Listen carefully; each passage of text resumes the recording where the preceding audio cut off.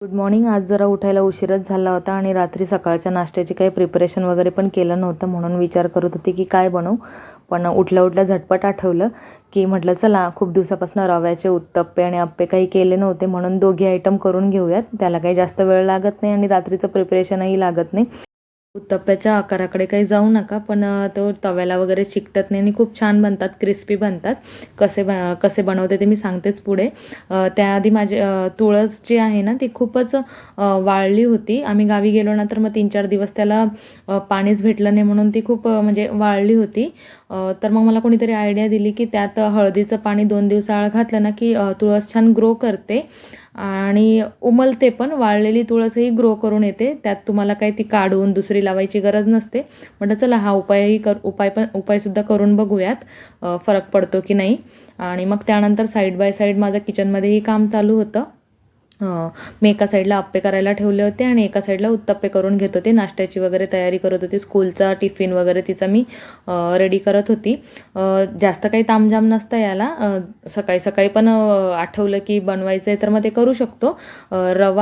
रवा घ्यायचा. मिक्सरच्या भांड्यात रवा घेतला 1 वाटी, की त्याच्यात 2-4 चमचे दही घालायचं आणि मग त्याच्यात पाणी घालायचं अर्धा ग्लास आणि ते वाटून घ्यायचं बॅटर छान. त्याच्यामध्ये मिरची लसूणचा ठेचा घालायचा, मीठ घालायचं आणि ते 15-20 मिनटं मुरत ठेवायचं ते मिश्रण. आणि जर तुम्हाला डोसे बनवायचे असतील पातळ लेअरवाले तर मग त्यामध्ये तुम्ही थोडंसं म्हणजे पाणी घालून ते पातळ बनवून घेऊ शकता, बारीक असे. आणि मग जर उत्तप्पे बनवायचे असेल तर ते तर आपण जाडसरच बनवतो आणि अप्प्यांसाठी पण ते परफेक्ट असतं बॅटर, जे आपण अगोदर केलेलं असतं पाणी न घालता. आणि मग ते करून घ्यायचं. बघू शकता तुम्ही, अजिबात ते चिकटत नाही. जास्त काही नाही, फक्त जो आपला पॅन असतो त्याला जास्त ते ऑइली ग्रीस नाही करायचा, म्हणजे नॉर्मली त्याला तेलाने ग्रीस करायचा, मग ते छान होतात. आणि मग जे काही काम होतं मी तुम्हाला बोलले की जे आपले 15 दिवसाचे महिन्याभराचे काम असतात ते म्हणजे आपलं दळण असतं. ते मला आज करून घ्यायचं होतं, कारण आठवलं की घरातलं पीठ संपत आलं आहे.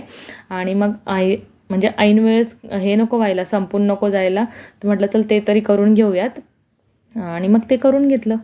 ही अशी छोटी मोठी कामं आपले रोजचेच असतात. आपण कितीही म्हटलं की घरातलं सगळं काम आवरून झालं आहे तसं काही होत नाही. आराम काय आपल्याला करायला भेटत नाही.